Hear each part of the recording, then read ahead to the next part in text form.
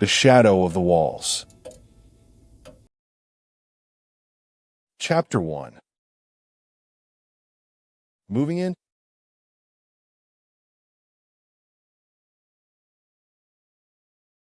As I stepped inside my new apartment, a faint whisper of musty air caressed my skin, carrying with it memories of forgotten rooms and secrets kept hidden for years.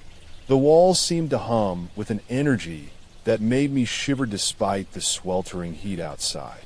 Excitement tingled in my chest as I explored each room, envisioning the blank canvases they would soon be painted with laughter and late-night study sessions. This was a new chapter, a fresh start after college graduation, away from prying eyes and judgmental whispers. A small community nestled amidst suburban tranquility offered an enticing promise of independence and peace. The first day had been nothing but boxes and exhaustion as I settled into my cozy haven on Elm Street. The building's facade appeared unassuming, brick red with neatly trimmed hedges, much like 1,000 other buildings in this quiet neighborhood. Neighbors barely acknowledged each other. It was the perfect distance from chaos, yet close enough to feel connected. As the sun dipped beyond the horizon, I settled into my armchair, exhausted but determined to unpack fully by nightfall. The floorboards groaned underfoot as I ventured through the apartment for what felt like the 100th time. Shadows seemed longer than usual tonight, stretching towards me with every step. It was just settling that I in jitters, or perhaps the move's exhaustion catching up to my psyche. I brushed it off. The night progressed with clattering dishes and muffled voices from next door as a heated argument spilled into our shared hallway. Words were indistinct, but the rage in their tones unmistakable. I peeked through the thin walls, curiosity getting the better of me. Two women shouting over each other's raised voices. One slammed her fist on a surface with such force it made my own windows rattle. The argument ceased abruptly as footsteps thudded outside. They strode down the hallway, their hushed tones echoing until they disappeared into the floor below. I closed the door to block out unwanted noises and fell onto my bed, too fatigued for further investigation. Days blended together in a haze of unpacking and job interviews in the city center. The strange occurrences began with an unsettling tapping on my walls, at first rhythmic and then erratic, as if footsteps in another world. Each night, it persisted till dawn. Shadows flickered like living darkness across my bedroom wall as I dozed, chasing sleep from my weary eyes. It was the noise that jolted me awake on the fourth evening. Someone walking deliberately in the hallway outside. Fumbling for a flashlight, I crept to the door and peeked through the peephole. No one there. The eerie feeling lingered until it dissipated with the morning sun. Neighbors smiled kindly as they passed by, but seemed too engrossed in their own lives to acknowledge me. The elderly woman across the hall caught my attention, rarely visible behind her veil of curtains. Wrinkled hands would occasionally wave, or a nod was offered before retreating back into the shadows. Today she stepped out, her cane thumping against the floor as if protesting its use. A frail frame supported by years of secrets. I watched in silence until she disappeared down the stairs. Curiosity gnawed at me to learn more about this reclusive figure. Her name was Mrs. Haynes, an elderly woman whose presence felt more myth than reality, hidden away in her apartment since my move.in day. After lunch, a quick scan through online forums and local news revealed a shocking connection. Decades ago, a child abduction case marred our quiet neighborhood. The suspect vanished without trace, and so did any leads. Mrs. Haynes was named as a person of interest. Though acquitted, whispers persisted. My mind raced to connect the dots. I approached her apartment door hesitantly, knocking softly with a trembling hand. There was no answer. As night descended, The tapping resumed, more insistent than ever before. I gripped my flashlight and ventured into the hallway, peering down the dim corridor. Shadows danced in the corner of my eye, darting as if alive.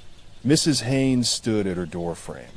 Gaunt features etched with a mixture of fear and pleading eyes met mine. "Can I help you?" she rasped. The low pitch of her voice betrayed urgency. "It's late. I apologize for disturbing you." I stuttered, my heart in overdrive. She gestured toward the stairs, and I followed reluctantly. In the dim light of flickering bulbs on each landing, she trudged upward, joints creaking.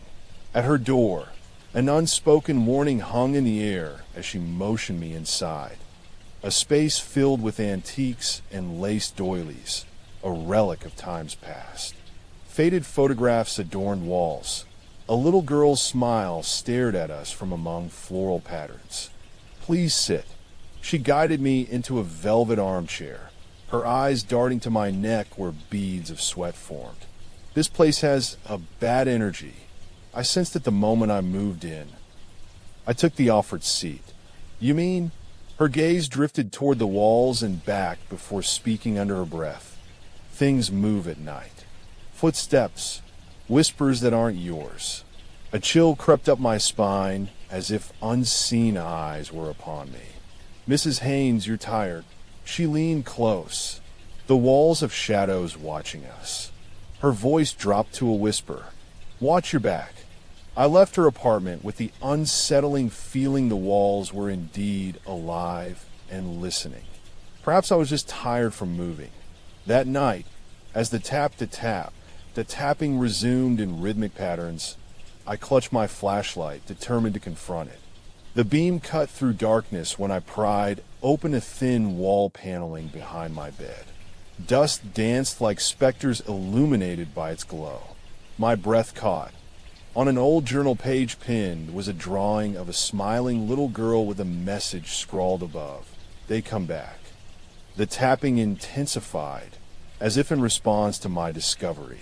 Squeezing through the narrow opening, I found myself in a cramped space roughly 8 feet by 10. Faint light emanated from somewhere beyond the wall. A gasp escaped me. An antique toy doll lay before me, porcelain and porcelain blue eyes staring, eerily painted. My breath hitched as I recognized the child's drawing as that of Emily Rose, the missing girl.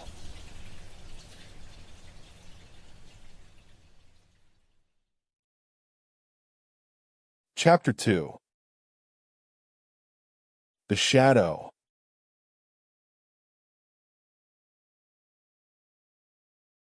A shattering scream pierced the night outside, a woman's anguished shriek echoing from my apartment.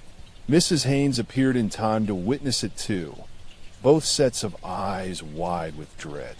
We exchanged an understanding look. Together we opened the paneling and descended into an eerie silence. In the hallway, blood marred the walls as if clawed from within. I stumbled upon a severed doll arm, porcelain skin pale among crimson. Emily's doll, unbroken in life or death. A cry pierced the night once more, closer now, behind my door. Unnerved, I approached it slowly. The handle turned with effort. Blood-smeared walls met me, then a child's anguished wails. Peering into my bedroom, there was Emily Rose, porcelain doll in hand and blood that stained clothes. She looked up from her crouched position amidst the ruin of my space. "Thank you." Her voice held gratitude before vanishing behind an open door leading to elsewhere. I stumbled backward as she shut it with a heavy thud, leaving us on separate sides of two worlds. Shaking, I called police. They found nothing but Mrs. Haynes watching me from the doorway when I emerged. "Come." She leaned heavily on her cane, descending stairs. In the hallway, blood smeared my hands as we descended together, and more blood seeped into the walls. Emily's laughter a childish melody. Below, Officers swarmed around my apartment. The child clung to her neck, tears staining porcelain skin. They didn't seem to hear or see anything out of the ordinary. As police led Mrs. Haynes away in handcuffs amidst wails and screams, I knew we were connected by more than our nightmares. The walls had shown us both their truth.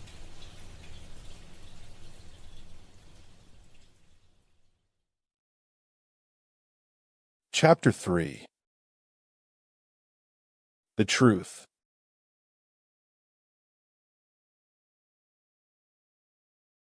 Please wait for my response before proceeding with your next question or action.